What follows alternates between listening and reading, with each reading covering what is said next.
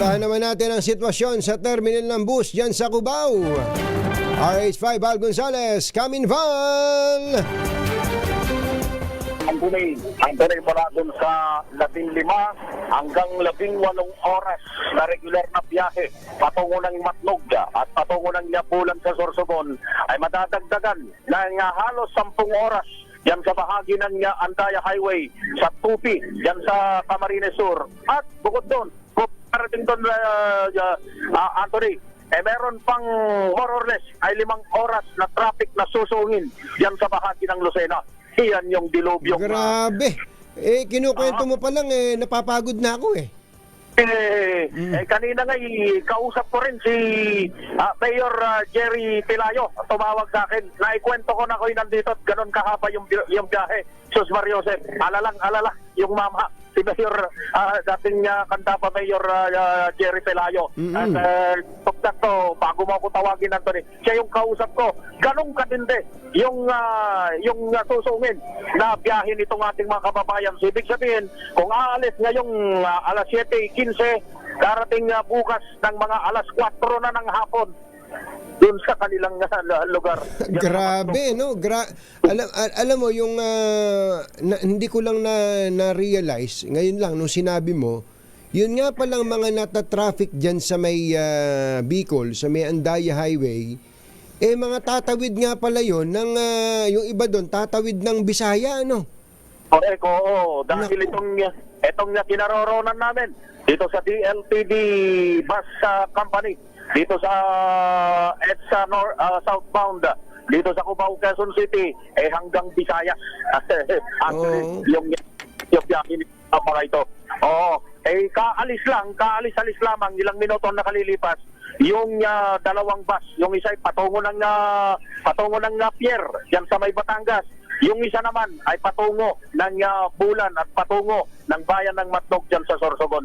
Yan yung ating mga yan yung sitwasyon ngayon.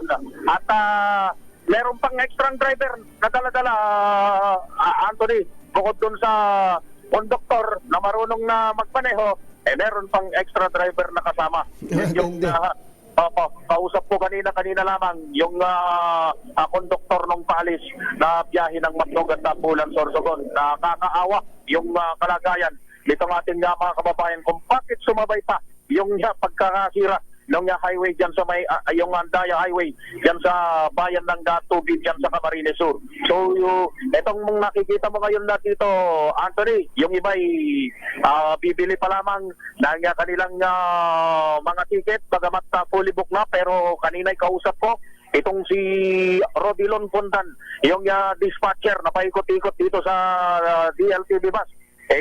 Kanyang binabanggit bagamat fully book na sila sa lahat ng biyahe sa Bicol at maging sa Visayas region, meron pa naman silang mga inihandang mga bus. Ang problema, Anthony, ay yung mga galing ng Matnog at galing ng Bulan sa Sorsogon na nagatid ng mga pasahero hanggang sa ngayon ay hindi pa malaman kung anong oras makakarating dito sa kanilang terminal dito sa Cubao, Quezon City. Yan yung sitwasyon na nangyayari ngayon. Kaya't matinding sakripisyo yung susungin ng ating mga kababayan. Kaya naman wala nang tayuan, wala nang mga tayuan, kundi talagang nakaupo ng maayos yung ating mga kababayan na pauwi ng iba't ibang mga probinsya dyan sa may bahagi ng Bicol at maging dyan sa bahagi ng Visayas region. So isang istasyon o isang terminal pa lamang, Anthony, yung binabanggit natin. Ganito rin yung sitwasyon dito sa iba't ibang mga terminal ng bus dahil yung Superlines ay kahilera nito, biyaheng Bicol din yun. Mabuti na lamang, hindi naman dadaan ng Andaya Highway, pero ganun pa rin. Gansa pa rin yung ating mga kababayan na nagsisirating dito sa terminal at habang yung iba pang mga biyahe na patungo naman ng norte ay mas maayos kumpara doon sa mga biyahe na patungo ng Bicol at iba pang lugar sa Southern Luzon at maging sa Visayas region. Kasama ko si Dennis Villanueva Jr. Ako, si Val Gonzales, DZRH, una sa Pilipinas, una sa Pilipino.